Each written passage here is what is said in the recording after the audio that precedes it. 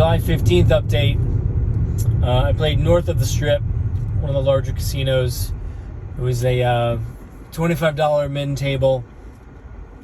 Paid 3-2. Had a decent cut by the dealer. Pretty much played. Yeah, I played by myself the entire time. By myself. You can have some fun with that. Played 45, 50 minutes. First shoe was kind of shitty. I started with $400. I was down $350 after the first shoe.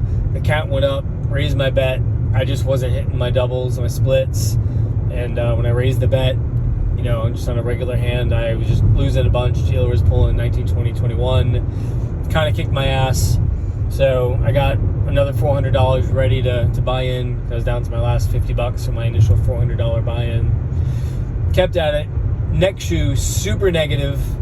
Played through it, $25 a hand. Went really well. Probably got about $300 back. And I didn't raise my bet. And the dealer was encouraging me, hey man, you got to press it. You're winning. You're on a hot streak. And I'm not going to say, well, the count's still negative, so that's why I'm staying. I'm flat betting myself at $25 a hand. Couldn't really quite say that, although he might have been thinking it. You never know. And he was encouraging me over and over and over to, get the dealer in the game. Play like a $5, $10 side bet for him, to win him something. I did it once. I put $5 out there. He won the bet. I was like, great, whatever. I only did it that one time. He's like, hey, you're up. I'm like, well, I'm kind of back to even. I'm not really up when I go on a bit of a streak. He'd be like, hey, look at that, dealer getting you on a streak. I'm like, dude, in my head, I didn't really say much out loud. Like, you're getting me back to even or just under even. So some people view tipping it, just for their time. I might tip if I'm up quite a decent amount. Because if I go to, I'm playing a $25 table, and I go from 25 to 50 to 75, and I get like a split hand, a double on each, that could be like a $250 swing. Okay, why don't you tip me for taking the chance? Well, they're not going to do that. So, for me to tip these dealers, I'm really going to have to be up quite a bit, because the swings can be very fast and furious. So, up and down, down 350 first shoe. Then I was about even. Then I fluctuated up 50, down 100 for a while. Had a good little run at the end, and I didn't want to burn this one down. I was up $100. I had a good little finish there. I was up $100 after 45 minutes. I didn't want to get on the radar of the of surveillance, so I figured up 100 after 45 minutes. I'm out. Left there. Went to an off-strip place about 5-10 minutes away. Never been there before, just heard about it. I'd met a dealer from this casino at another casino where he was playing, and he said he was a dealer at this, other off-strip place. It was, we'll just say in an interesting location. So I knew that going in, that it was just an interesting spot. So went there. I watched for probably about 45 minutes watching people play, because they were playing definitely not by the book, by feeling, by gut instinct, all that stuff, which is not ideal. This one guy, he'd have ace-7 against a 5, ace-7 against a 6, and he would hit, but he wouldn't double. And that's a great double hand. So I was like, what are you doing? So that kind of gave me some pause. And this one guy was betting, initially when I saw him, $25 chips. Then I went to the restroom, came back, then he's betting $300, $200, $300. I assumed, like, he must be counting. You don't go from 25 to 300 unless the count's up, or you're just a gambler. Turns out this guy was a gambler. So the count was super negative. I was watching him shoe after shoe after shoe. Count was super negative, like minus true count of 3, minus 4 true count, minus 5 true count. And he's still betting 300, 200, 100, 200, 300. And he wasn't changing his bet. So clearly a gambler, not an advantage player. I mean, kind of play basic strategy. I'll give him that.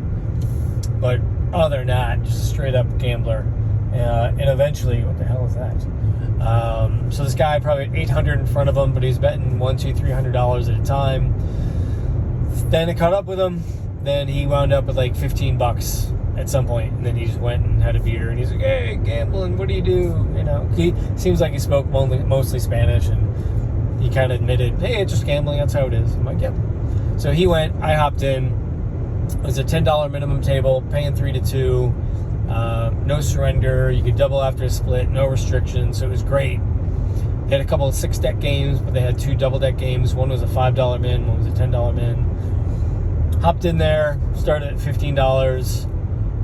Kind of fluctuated between 10 and 15 for a while. If the count would go up, I didn't want to push it too much, because if you pushed it too much at this place, granted that one guy was betting, 100, 200, 300, but if they counted him down, he clearly wasn't an advantaged player.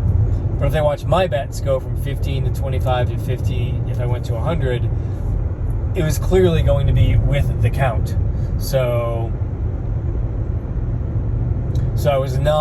I didn't really want to push it, because again, I don't want to burn my locations down. So I'd say 15. Count went super negative and I wanted to stay in, I just bet 10. If it went to neutral, I'd go to 15. If it went up a little bit, still, maybe a true 1 or less than a true 1, but still positive, I'd maybe go to 15, possibly 20. I think the biggest bet that I had, it might have been 50. It might have been 25 in red.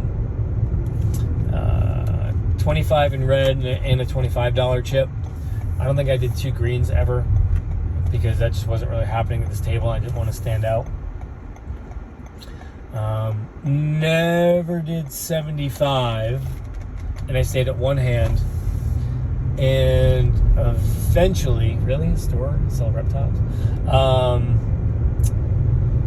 Eventually, count went up. I fluctuated. I think the most I was down was like 75. Other than that, it would be like down 50, up 50, down 50, up 50. I was in that window. Wasn't fluctuating a lot, as I'm betting $10, $15, $20 hands. Count went up, decent amount, so I bet 25. I had a split hand. I got 2 8s, so I split it. Got an 18 on the first. Second hand, my 8, I got another 8, so I put another 25 out. That middle 8, I got another 10, so I had 18, 18. Next one, I got an ace, so I had a soft 19 against a dealer 5 at a high count. And I was trying to feel out if I wanted to double my soft 19 on the 5. The true count might have been a true 5, pretty sure a true 4. I didn't want to be staring at the deck too much. And I was considering whether to double or not. And the dealer just went, I didn't make any hand signals because I was thinking. The dealer went and flipped the next card to the player next to me. And I put my hand out like, wait a second. Like I didn't make a play. But I saw it was a 3. So my soft 19 would have been if I doubled, would have been a 12. Granted, I was somewhat really betting on the dealer 5 at a high count. So I don't know if it really would have changed a lot. So I had to make a decision in that moment that I want to sort of stand out by have the pit, call surveillance, did he make a hand motion, da-da-da. And I was like, you know what? It's a 3. I'd have a 12 against a dealer 5. And I've seen enough, 5, 15, 21, 5, 15, 20, or even 19 from a dealer. I said, screw it, I'll let it go. And I told the dealer, like, you might want to wait till the player makes their hand signal, before you give the next card. She's like, oh, 19's a good hand. It is a good hand. And I didn't say this out loud, but it's such a good hand against a 5 at a high count, it might be a good hand to double. I didn't say that, but I thought it. I didn't want to be really memorable. So I let it go. I let my 3 hands of 25 sit out there instead of doubling that third one against the dealer's 5. Dealer went 5, 15, 22, and busted. So I kind of left it at that and took my win of 75. And if I had taken that 3, I looked at the cards, the dealer would have had a 19. I would have lost all 3 hands. So it would have been 4 bets. It would have been a $100 swing. So I won 75 instead of losing 100. So it's a $175 difference because I had 18, 18, and 12. dealer would have been 5:15, and then the 4, which another player got, then said 5:15 and busted. So I'm glad I let that one go. Wasn't really worth it because I didn't want to stand out and be memorable to these guys. So I let it go. And then my next hand, I got a pair of 7s, split. I think I had like 17 and 18 or something like that. Dealer pulled whatever they pulled. Dealer busted. I had 225s out. So there was my highest bets. I was at the highest point that I was up that day. And from some of the training I got, okay, kind of time to go. I got my bigger bets out. I'm at the high point, of winning for the day. And I just skedaddled after that. I rat holed, $100. So I started with 300 and they colored me up for 300. And I was up 152 for 45 minutes. So I was pretty happy with that.